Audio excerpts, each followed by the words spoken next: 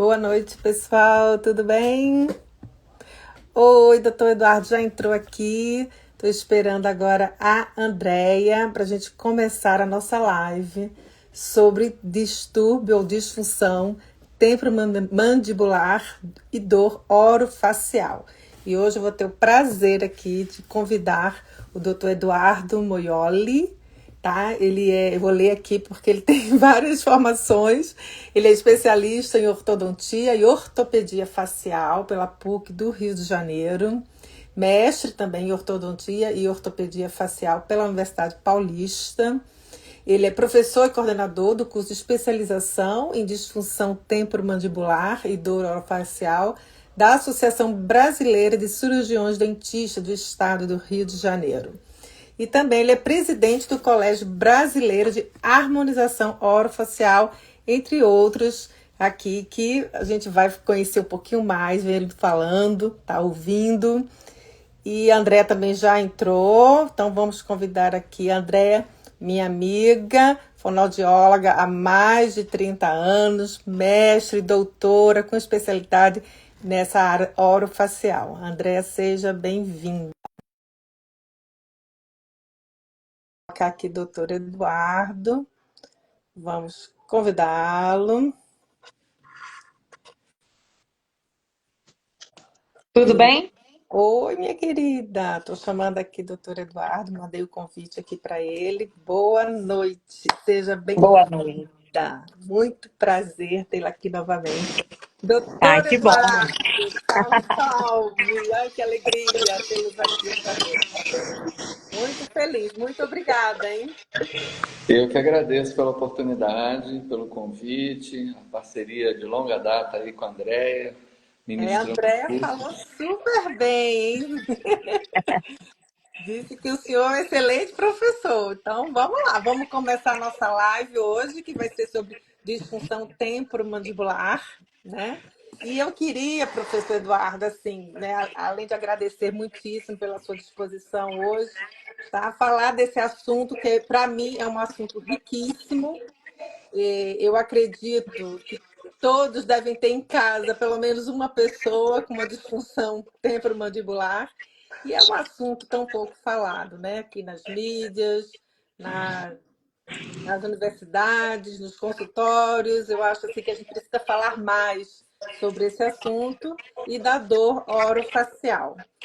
Então, para a gente começar, eu queria que o professor Eduardo, o nosso querido, ele falasse aqui o que que é, primeiro, a articulação temporomandibular, né? Porque a gente fala disfunção temporomandibular, mas de onde vem essa disfunção, né? Aqui, até nos Estados Unidos, o nome articulação está incluído nessa sigla, diferente daí do Brasil, né? A gente tem a palavra joint inclusa nessa sigla.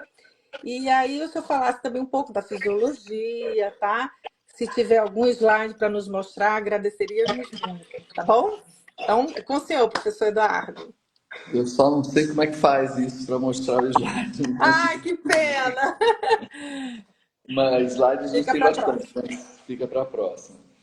Bom, na verdade, a articulação temporomandibular é uma articulação. É a única articulação do corpo que é bilateral. Ela é uma articulação única, mas ela tem dois lados. A mandíbula que é o osso Vou mostrar inferior melhor. da face, né? Exatamente. Ela tem dois pontos de articulação com a base do crânio, um de cada lado, né? E ela se articula com a base do crânio justamente na fossa ou cavidade articular. Tá? Então, essa é a nossa articulação temporomandibular, é a articulação da arcada inferior com a base do crânio. Tá? Essa articulação ela é formada por um tipo de ossificação intramembranosa, tá? E que depois de formada, depois de completa, ela só vai crescer por aposição ou vai se mudar por remodelação óssea, tá bom? Ela não tem um tipo de crescimento intramembranoso depois dela toda formada. Então, ela é esse tipo de articulação. A fisiologia da articulação temporomandibular é fazer com que a gente possa trabalhar na área de vocês aí, na fonoaudiologia, a fala, né, a articulação dos fonemas, a mastigação, que também é responsabilidade aí de vocês, fonoaudiólogos, tratarem, não é? Sucção, né? A sucção. Exatamente, a sucção desde o nascimento, e é até interessante você ter citado a sucção, porque quando a gente nasce, todos nós nascemos com a nossa mandíbula pouco desenvolvida em função da posição fetal que o feto assume dentro do útero materno. Então, a gente nasce com a mandíbula por se desenvolver. E ela vai se desenvolver a partir da amamentação natural no seio materno, né? A amamentação por mamadeira, ela infelizmente não promove o desenvolvimento necessário para a estrutura óssea da mandíbula. Ela não é capaz de gerar estímulo necessário para o crescimento e desenvolvimento dessa mandíbula. E a Então é chupeta? fundamental.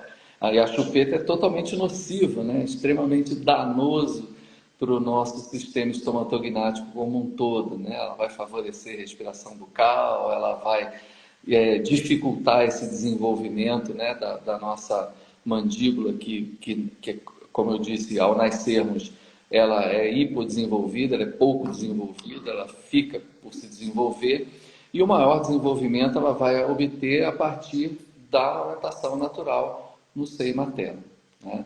É mais Então, um fator aí, né, para a gente estimular, né, conscientizar a população da importância, né, da amamentação para o desenvolvimento dessa articulação aqui. Agora, já que a gente falou aí desses sucção, mamadeira, chupeta, né, que podem desenvolver, né, hábitos viciosos, né? Fala um pouquinho aí quais seriam assim, então, as principais causas para a gente ter um problema nessa articulação aqui, né, desenvolver uma disfunção, né, e a ponto de ter dor, né? Quais seriam então, os fatores de risco além desses hábitos viciosos? É, o principal deles é a maloclusão, a presença de maloclusão, né?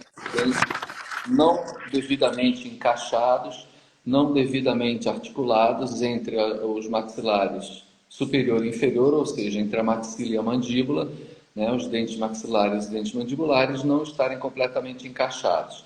Isso geralmente leva a uma disfunção da articulação temporomandibular. A mastigação unilateral também é outro fator desencadeante que pode desencadear uma disfunção da articulação temporomandibular, que é uma patologia extremamente dolorosa, né, para o paciente que é portador da disfunção. Ela começa só com um ruidinho, um clique na abertura, um clique no fechamento, né? Depois começa a travar as subluxações, né? Começa a travar a mandíbula depois de uma gargalhada, depois de um bocejo, Uhum. né? E aí, a partir daí, ela pode partir para manifestações bastante dolorosas. Pois é, mas aí assim, para a pessoa se queixar de dor, né, já tem que ser pelo menos um adulto jovem, né, já tem aí um percurso, pelo menos aí 2 décadas de vida, né, com Verdade. fazendo mau uso dessa articulação, né? E aí, Andréia, voltando aqui para o nosso lado, enquanto fonoaudióloga, eu não sei se na sua clínica fonoaudiológica aí, que é imensa, você tem uma especialidade nessa área, né? Você acha assim que eles procuram você com mais frequência antes de procurar o ortodontista ou depois? Quais são os sinais assim que você vê mais na sua clínica fonoaudiológica? Bem, na minha clínica fonoaudiológica, eu observo que as pessoas vêm com cefaleia, vêm com dor, queixa de dor, e automaticamente, quando a gente vai pedir para abrir a boca, fazer a inspeção peroral, a gente observa logo uma oclusão dentária. Então, automaticamente, eu indico para o ortopedista dentofacial. E nesse caso, de quem vai diagnosticar DTM é o cirurgião dentista especialista, né, com expertise em DTM, né? Então, Certo. esse profissional é o profissional que vai dar o diagnóstico, olha, é DTM, porque geralmente o paciente vem com dor, vem com queixa, muita dor de cabeça, e começam a tomar analgésicos, e muitas das vezes essas medicações mascaram até para eles chegarem no diagnóstico de DTM. Então, o que acontece? Muitas das vezes, eles é que indicam para mim, e muitas das vezes eu que indico para eles. Na minha clínica, é meio a meio. Sabe por que eu estou perguntando isso, professor? Hum, Porque, assim, eu trabalho muito com criança pequena, pequenininha mesmo. 2 anos, 3 anos, né? E eu sei que por volta aí, 3 anos e meio, eles já estão indo fazer a primeira consulta ao dentista, primeira aplicação de flúor. Então, assim, chegam para mim com problemas de fala, mas ninguém vem com uma questão, uma queixa dessa mordida, né? Se for uma classe 2, classe 3, mordida cruzada. Nossa, eu tenho um caso aqui de uma brasileira e agora vai para a cirurgia, tem 14 anos, fez fono desde os 7 anos e agora, os 15 anos, ela fez 15, vai precisar de uma cirurgia. Mas assim, eu não. Quando vai, até eu queria saber do senhor se existe um protocolo com crianças pequenas, para a gente ver lá do início. E as crianças chegam para a gente com problema de fala, e eu falo para os pais: olha, a gente tem que ver mastigação, deglutição, sucção, respiração antes de chegar na fala. Exatamente. Né? E aí eu falo assim, foi ao dentista? Foi. O dentista disse, tá tudo bem. Eu falei, ai, gente, não tá tudo bem. E assim, o olho da gente, né, é uma coisa assim. Essa semana mesmo chegou uma menina para mim, a mãe falou, não, ela não tem problema nenhum. Foi só brincar lá comigo. Quando ela foi embora, eu perguntei assim, ela gosta de comer carne? Ela come milho? Porque eu senti a língua um pouquinho molinha, entendeu?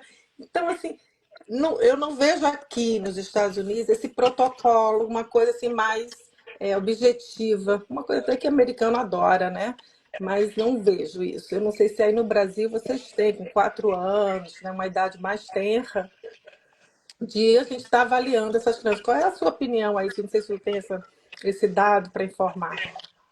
Então, a gente tem a especialidade de odontopediatria, que é a responsável por identificar precocemente nesses pacientes, né, em função do atendimento que eles fazem, desde o nascimento da criança até a adolescência. Então, eles têm a responsabilidade de identificar essas más oclusões, as possíveis queixas do paciente em relação a uma provável futura DTM e encaminhar para nós que fazemos ortodontia, ortopedia funcional dos maxilares e tratamos as más oclusões com vistas a evitar a instalação de uma DTM. Então, a gente tem essa preocupação, os odontopediatras, eles têm essa responsabilidade, têm essa conscientização, eles conseguem fazer o diagnóstico precoce e encaminham para a gente. E nós conseguimos, através da ortopedia funcional dos maxilares, iniciar os tratamentos a partir dos 2 anos e meio de idade, através de pistas diretas planas, sem a colocação de aparelhos, e a gente começa a corrigir ou até evitar a instalação de uma má oclusão. Isso é legal. E essa semana mesmo eu tive essa pergunta, né? A mãe perguntou: eu vou fazer primeiro o tratamento ortodôntico ou com a fono? O que é melhor começar por onde? E aí, Andréia, começando por onde? Isso é variável, né? É assim, se você vai trabalhar num ambiente que não é harmônico, tem que primeiro fazer a correção ortodôntica, até porque a musculatura acompanha a parte toda esquelética, né? Então, tem que necessariamente fazer a correção antes. Agora, também precisa ver a idade dessa criança, se ela tem condições de fazer o tratamento, porque assim, eu na área de motricidade orofacial, quando eu trabalho muito com manobras bidigitais, é tudo mão na massa, sabe? Eu não fico língua para cá, língua para lá, não é dessa forma que eu trabalho. Então, eu dou poucos exercícios, mas a maior importância para mim é a postura da língua em repouso e quando a gente também tem que avaliar o número de deglutições, porque muitas das vezes as deglutições também causam problemas nesse arco dentário, né? Então, por exemplo, a gente sabe que em média a gente engole de 2.000 a 2.400 vezes ao dia, a gente deglute quando está em vigília e quando está acordado, né, quando está dormindo, uma vez por minuto. Se essas deglutições forem alteradas, se forem, por exemplo, na mandíbula, causa o sistema estomatognático fica alterado.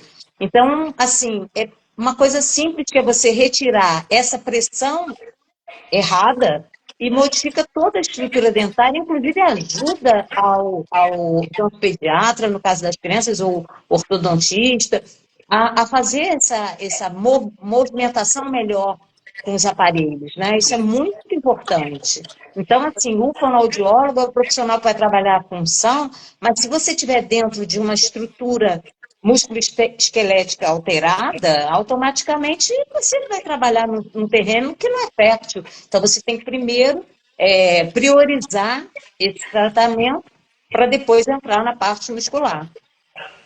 Ok, doutor Eduardo, me diga uma coisa. O senhor sendo aí presidente do Colégio Brasileiro de Harmonização Facial, queria que o senhor desse a sua opinião sobre o Botox. Então, Funciona para esses casos? o Botox não é tratamento para as DTMs. Ele pode aliviar uma crise dolorosa, né? Ele vai atuar no relaxamento dessa musculatura, que vai estar muito ativa, às vezes com trismo, né? Muito tensionada, e ela vai aliviar essa sensação dolorosa que o paciente tem. Mas não é efetivamente um tratamento que a gente possa recomendar, aplica Botox e vai ficar livre da DTM. Não vai.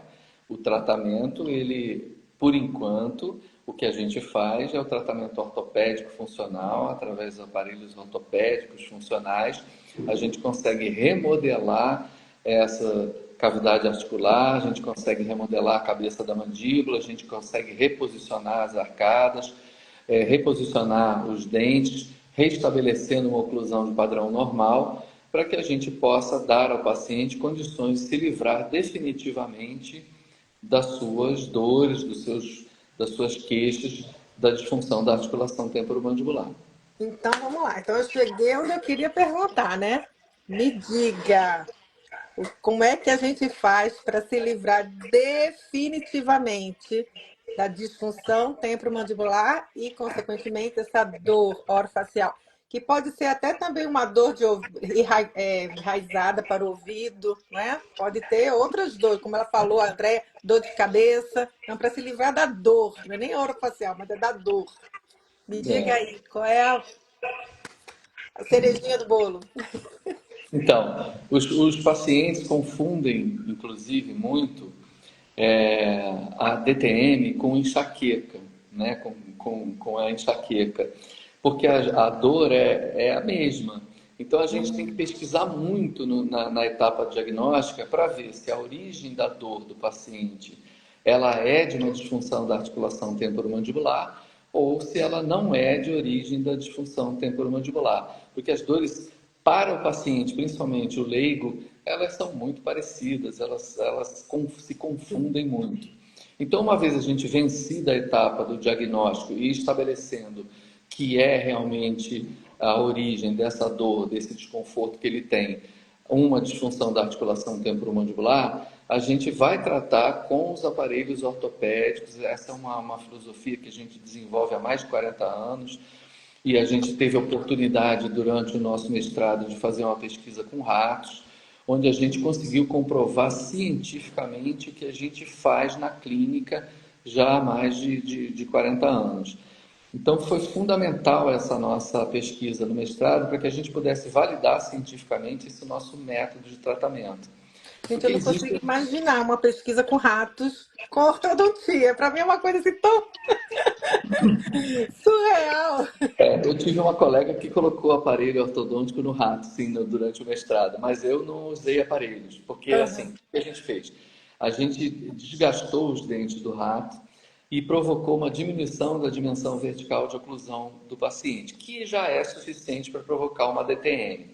E Certo. aí a gente sacrificou o primeiro grupo de ratos, né? E com 7 dias, depois que a gente tinha feito esse desgaste, e observou que estava uma dilaceração enorme na cartilagem, entendeu? Que é o Uhum. tecido que recobre a cabeça da mandíbula, né? E no segundo grupo, quando a gente sacrificou com 14 dias, a gente já tinha um início de neoformação, de regeneração ali naquela estrutura cartilaginosa que estava toda degenerada.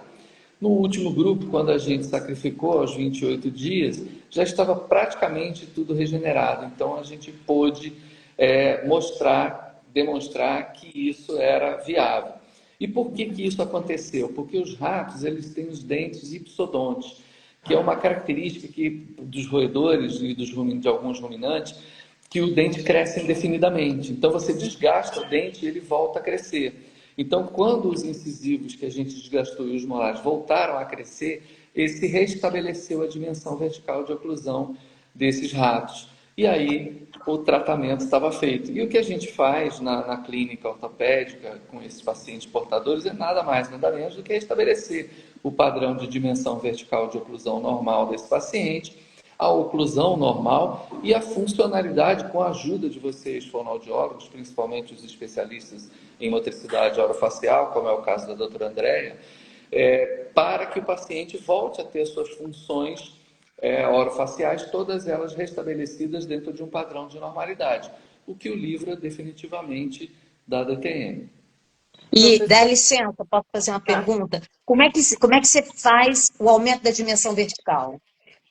Então, os aparelhos ortopédicos, eles restabelecem, na construção desse aparelho, a gente já restabelece o padrão de dimensão vertical do paciente. A gente estimula o Uhum. crescimento vertical dos elementos dentários, né, através da neoformação óssea alveolar, que está na Uhum. base desses dentes, e aí a gente consegue restabelecer o padrão de dimensão vertical do paciente.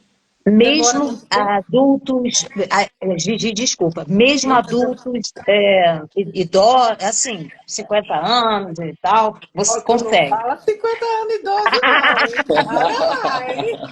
Tá todo mundo depois dos 50 aqui. Ó, menino idoso aqui. Em qualquer idade, a gente consegue fazer esse restabelecimento. Nós tivemos, inclusive, né, doutora Andréia, uma paciente em comum, inclusive Tivemos. uma médica, né, já de uma certa idade, e que nós conseguimos restabelecer o padrão de dimensão vertical dela, eliminamos as dores que ela sentia, que eram muito intensas, né, e conseguimos deixar ela toda funcional novamente. Ah, eu acho o Verdade. trabalho uma coisa linda, o trabalho da ortodontia, né? É fantástico. É, Eu, fascinante. eu tenho duas perguntas aí. Esse Uma binômio, né? é demais. A Andréia, já que ele estava falando aí da funcionalidade, né? Eu sei que você é tão especialista que você é uma das poucas que eu conheço que usa fotobiomodulação para trabalhar. Sim. Eu queria que você falasse um pouquinho disso, que é uma novidade, né? As pessoas estão começando a conhecer, começando a usar, e pelo que eu vi nos congressos que eu fui, os resultados são maravilhosos. Mas fala um pouquinho aqui para gente. Olha só, a gente tem a revisão sistemática, 1.344 artigos do laser junto com o DTM. 12 foram selecionados para análise e apenas um não relatou melhora no quadro doloroso. Então, assim, esse equipamento é um equipamento terapêutico que tem dois comprimentos de onda, o vermelho e o infravermelho. Nós vamos colocar exatamente o protocolo quando o paciente chega, ele chega com dor. Então, a gente vai colocar um protocolo que a gente vai pedir para que ele faça uma tabela, né? A gente usa uma escala numérica de dor. Muitas das vezes, com a primeira aplicação, o paciente já relata que melhorou a dor. Então, a gente tem aqui uma importância muito grande, porque ele tem dois papéis. Ele pode bioestimular ou bioinibir. Então, nossos protocolos são 12 consultas, 12 aplicações, de 2 vezes por semana, em áreas específicas, masseteres, temporais, né? E na região aqui do ouvido. Então, o que a gente faz? A gente bota em torno de 3 joules de infravermelho nessas regiões, e o paciente depois faz de novo a escala e relata. O que, que vai acontecer? Como ele faz uma neuromodulação, ele, na verdade, vai trabalhar, o efeito vai ser aumentar o nível da beta-endorfina, aumentar o limiar de descarga, aumentar o fluxo linfático, aumentar a parte circulatória aqui, sanguínea, diminuir o edema e automaticamente conseguir o relaxamento muscular. Dessa E musculatura. isso daqui pode não parecer nada, mas assim, os estudos provam, lógico, você tem outros métodos também. Você tem termografia, você tem não só o laser, mas você também pode usar eletroestimulação. E você vê muitas das vezes o resultado aparece em torno de 5 a 20 minutos depois que você faz a terapia com laser. 3 joules de infravermelho corresponde a 30 segundos. Ô, Repara, Andréa, 30 e a segundos no pessoa pode temporal, estar usando 30 aparelho segundos ortodôntico e usar pós. fazer a fotomodulação. E o que você observa? Você observa que o paciente, quando vai fazer a eletromiografia de superfície, pela eletromiografia de superfície dá uma redução das ondas o que prova que, no caso, por que, que a pessoa tem disfunção temporomandibular? Ela tem uma disfunção temporomandibular porque ela tem uma hiperatividade dessa musculatura. E quando você reduz tudo isso, causa relaxamento. Então, assim, os resultados são muito importantes, os resultados são significativos. A gente tem tido vários relatos, inclusive, lógico que sempre que vão trabalhar mais são os dentistas, tá? Sempre que você vai estudar, você vê que as pessoas que mais fazem pesquisa são eles, porque eles já trabalham com esse equipamento há muito mais tempo do que a gente. A gente teve agora, a partir de 2018 para cá, Esther Bianchini fez o parecer pelo Conselho Federal de Fonoaudiologia para o USP, né? Então a gente usa muito menos tempo que eles usam há mais de 50 anos. Muito interessante. O professor, queria fazer uma pergunta. Tem uma pergunta aqui de uma seguidora, ela, a Sara, de São Paulo, ela perguntou assim: em qual situação se chega à necessidade de se fazer uma cirurgia?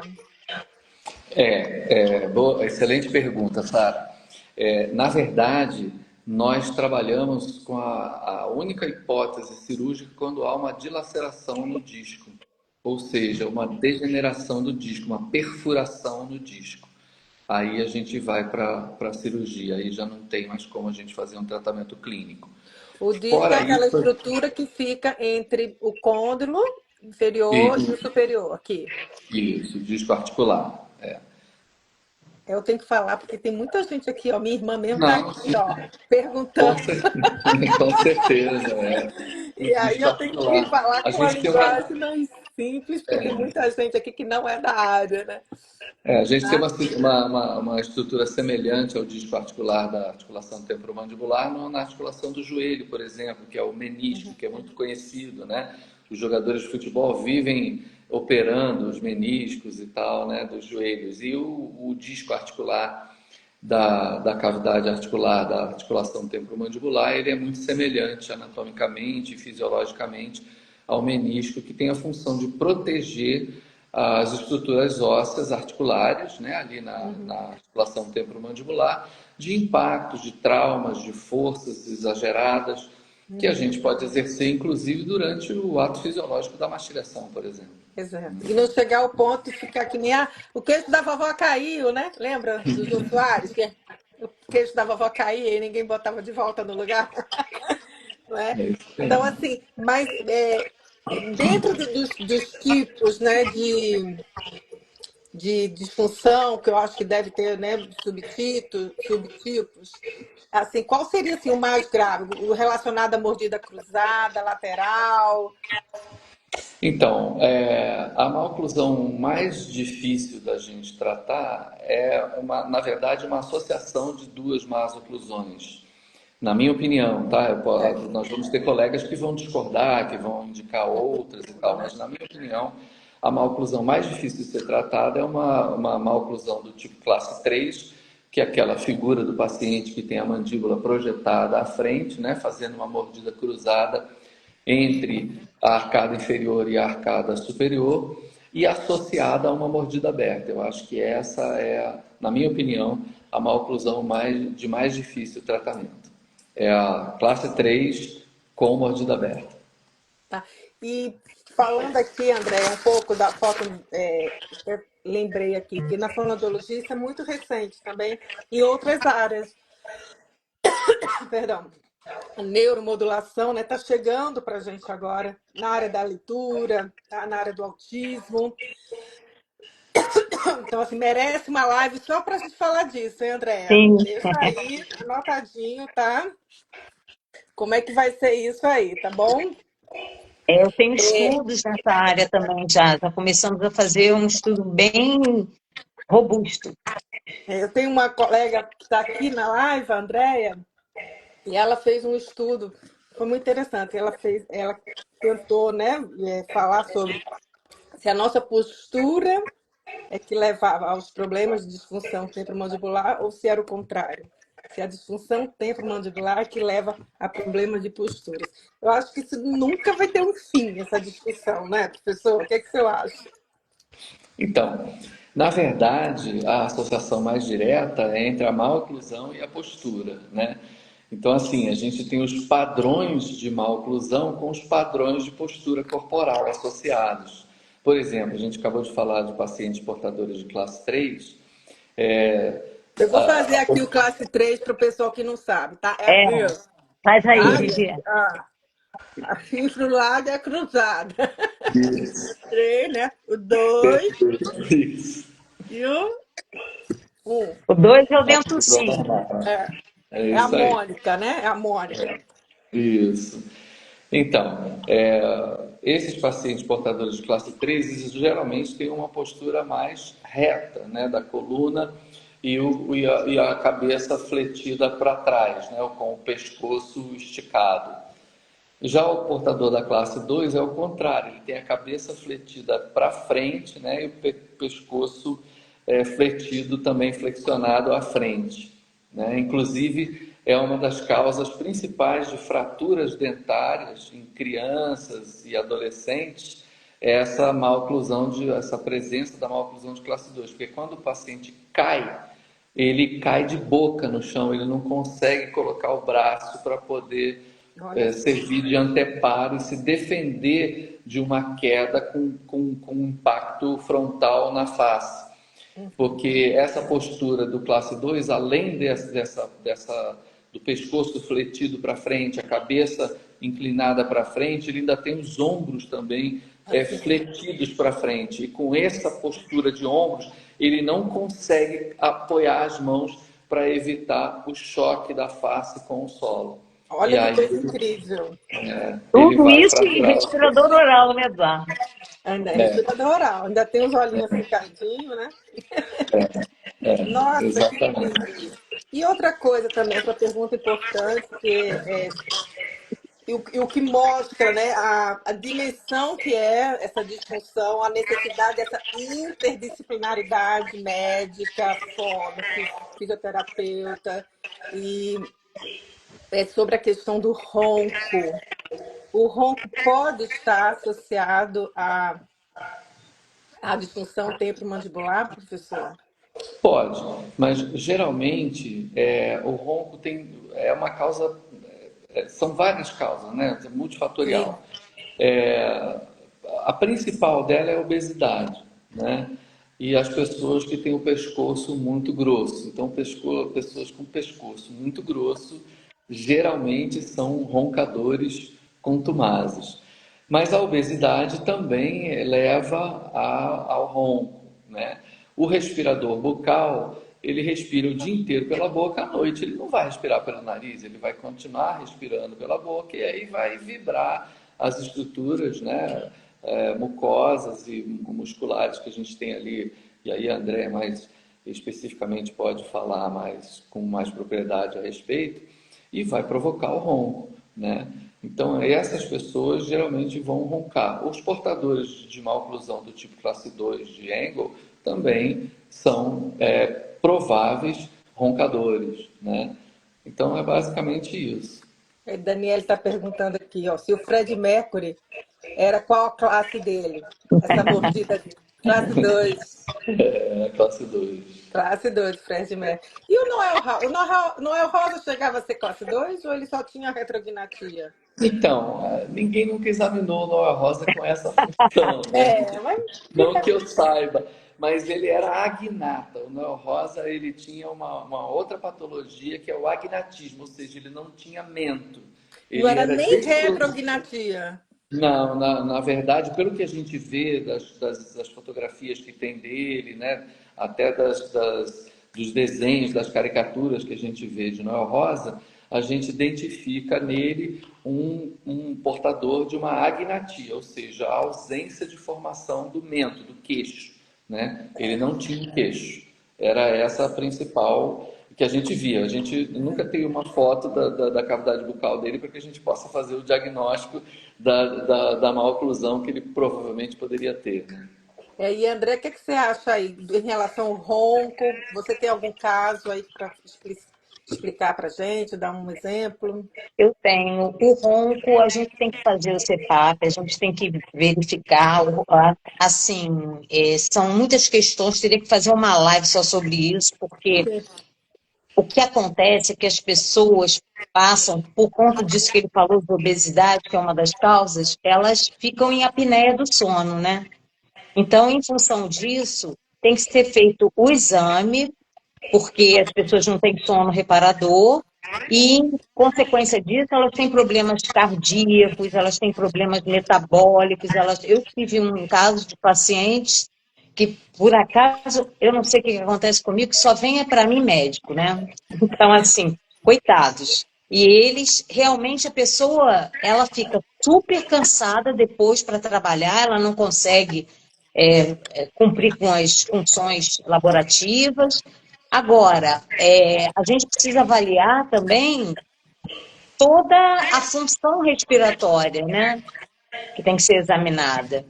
E muitas das vezes, o primeiro fator em todos os sentidos que eu vejo é você ficar dentro do seu peso, porque isso é que vai te promover bem-estar também. Melhora muito, muito, muito.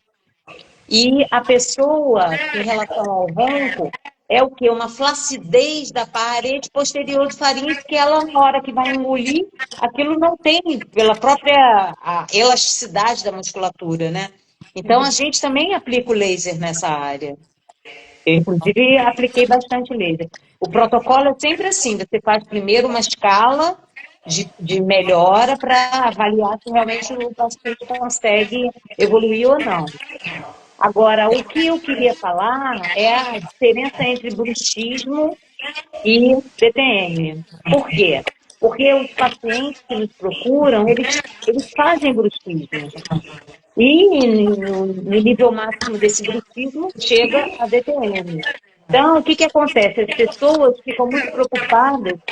O bruxismo, ele precisa ser avaliado. A primeira coisa que tem que ser feita é fazer um exame de fezes para avaliar, né? Não, doutor Eduardo? Para avaliar se Qual o o exame? paciente Repete aí, André, por apresenta favor. Está tendo interferência. verminose, né? Oi? Está tendo interferênciazinha de som aí na sua fala. Repete o exame do bruxismo. O exame é o exame de fezes. E, assim, foi curioso que eu atendo crianças também neurodivergentes, e uma mãe veio falar comigo muito ansiosa em relação a isso, porque a criança estava apresentando bruxismo, né? Então, ela fez uso lá da medicação, mas com uma aplicação do laser, ela comentou, gente, você aplicou, eu vim aqui 10 minutos, você aplicou o laser e ele parou de fazer o bruxismo em casa. Então, eu fiquei assim, encantada com o resultado. muitas das vezes a gente tem resultado com uma consulta, sim, sendo colocado na região certa com a dosimetria certa, né? Andréa, fala aí a diferença entre bruxismo e trismo, porque, como eu falei, né, tem gente que não é da área aí na live, eu acho que era legal a gente explicar a diferença. Eu já tive trismo, professor, foi um horror. Fala E aí, hoje em dia, Eduardo, você. Porque ele Fala aí, doutor Eduardo.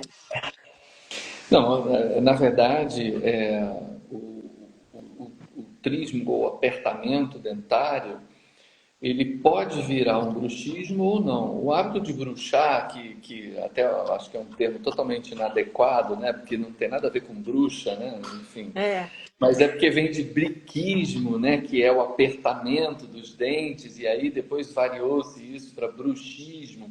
Enfim, mas isso é nomenclatura, né? Então, na verdade, o apertamento dos dentes, ele começa com, ele pode ter principalmente uma origem psicossomática, né? A pessoa muito estressada, com muitos problemas, né? Passando por situações complicadas na sua vida pessoal, ela pode iniciar uma fase de apertamento dentário, né? Já o bruxismo, ela pode ter três causas possíveis, né, que a gente conhece da literatura.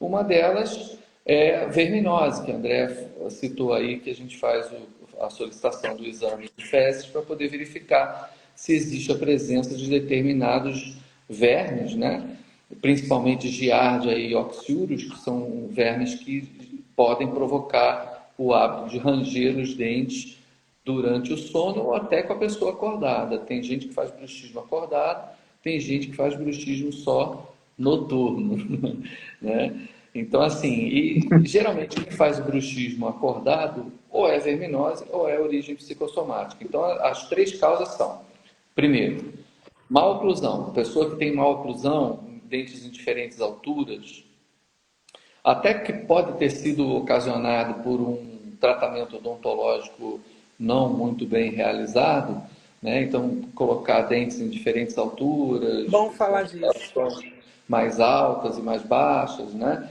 Enfim, isso pode gerar no paciente o desejo inconsciente, porque é uma coisa fisiológica, você tentar desgastar essas restaurações que foram realizadas, ou até os dentes mesmo, que estão naturais em diferentes alturas, para poder equilibrar a oclusão. Isso é uma causa, uma das Uhum. causas do bruxismo, a má oclusão.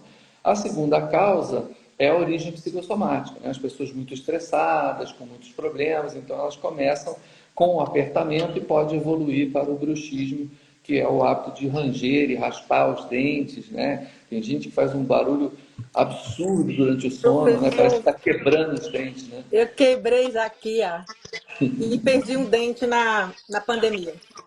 Caramba, é Pra você muito ver o nível estresse. de bruxismo. A pandemia foi uma época muito estressante para todos nós, É. né? E as pessoas Eu dormindo, eu apertava a mão também, assim, ó. E a minha irmã tá dizendo aqui também, ó, que teve isso, mas passou. É de família, o estresse. o estresse é terrível. E a plaquinha ajuda, né? A plaquinha, na verdade, só protege os dentes, mas ela não trata o bruxismo, não trata. O que vai tratar o bruxismo é você descobrir qual é a origem. Se é psicossomática, a gente encaminha para o psicólogo vai tratar, né? E aí, se precisar de psiquiatra, o próprio psicólogo vai indicar Uhum. também o psiquiatra para poder fazer um tratamento mais profundo, com o uso de medicação, não é? Com auxílio da medicação. Se for de origem da verminose, a gente vai tratar, né, com vermífugos, né, com antiomínticos para poder tratar essa verminose do paciente. E se for uma oclusão, aí sim o uso de aparelhos ortodônticos ou ortopédicos para corrigir essa maloclusão, nivelar esses dentes no mesmo nível de altura, para evitar que o paciente fisiologicamente fique tentando desgastar esses dentes e nivelar essa altura oclusal. Isso é importante. Professor, tem mais uma perguntinha também.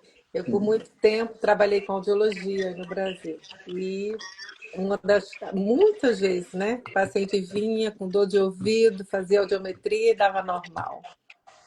Infelizmente, naquela época, eu não tinha um olhar para a disfunção temporomandibular. Mas eu queria que o senhor falasse um pouquinho sobre isso. Como existe a proximidade entre a articulação temporomandibular e o ouvido médio, a gente tem que a inflamação da articulação temporomandibular, ela pode passar para o ouvido médio, e aí a pessoa passa a ter uma otite média, né? Uma inflamação do ouvido. E isso pode levar à perda de audição, né? Ele começa a ter otite de repetição, né? E isso pode começar desde a infância, com o hábito de algumas mães amamentarem a criança deitada, né? Com a criança deitada, a mãe coloca o peito, ou a mamadeira principalmente, na boca da criança com a criança deitada, aquele leite vai acabar parando lá no ouvido médio da criança e vai gerar uma otite de repetição. E aí a criança pode já começar a perda de audição a partir daí, do hábito de amamentar deitado, né? Mas com relação à DTM, essa disfunção da articulação temporomandibular pode estar, inclusive, comprimindo algumas estruturas ósseas que são comuns à cavidade articular e ao ouvido médio.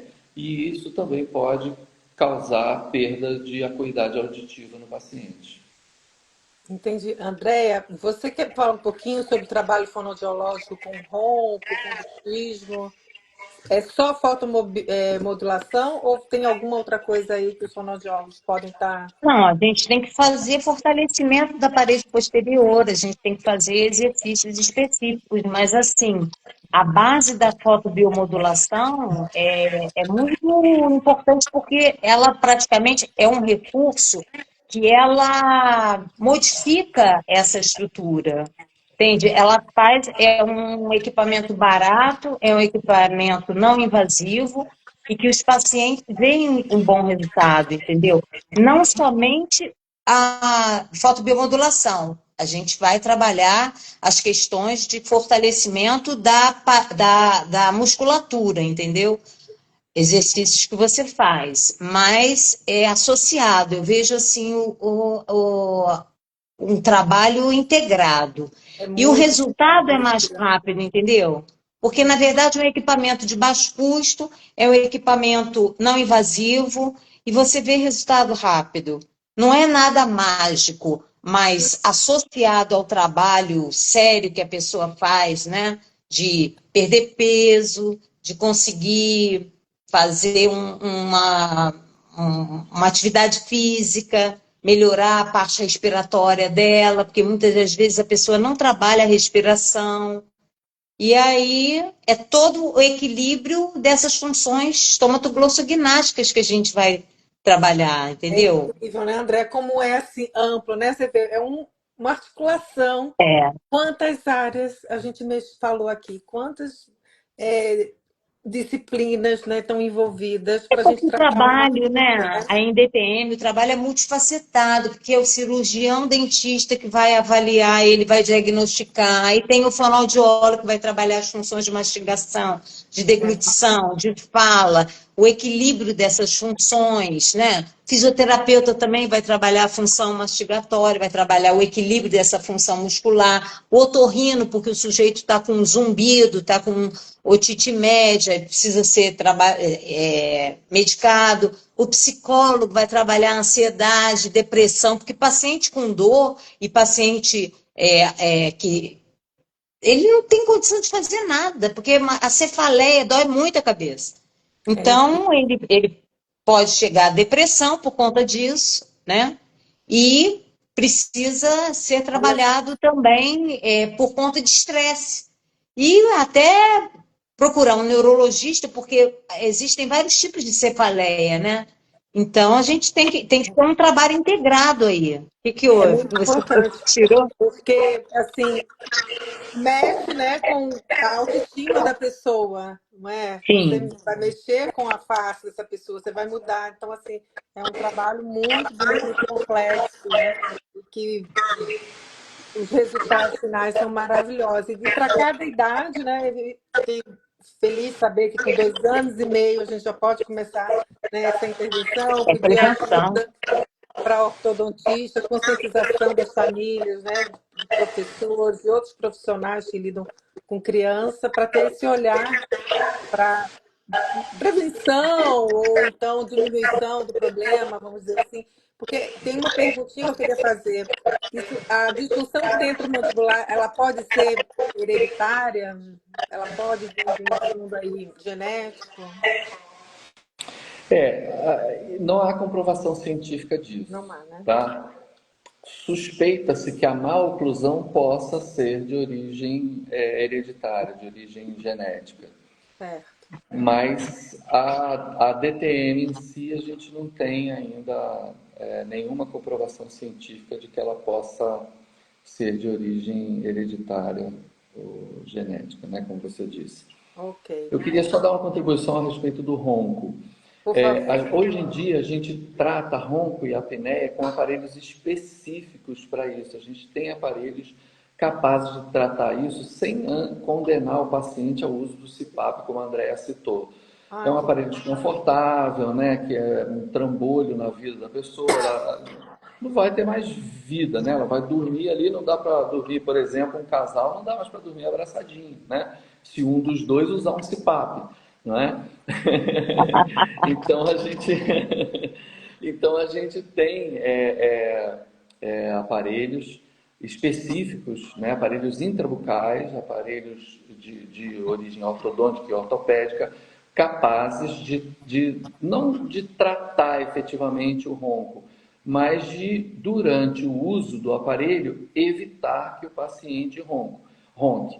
Isso comprovado por polissonografia, tá? Então, uhum. a gente coloca o aparelho no paciente e submete esse paciente à polissonografia, a gente vê que o número de episódios apneicos reduz assim absurdamente, vai praticamente a zero, e a incidência de ronco também desaparece com o uso desses aparelhos específicos que a gente tem hoje em dia, graças a Deus, sem precisar E para qualquer condenar o idade. paciente ao CPAP, E para qualquer idade.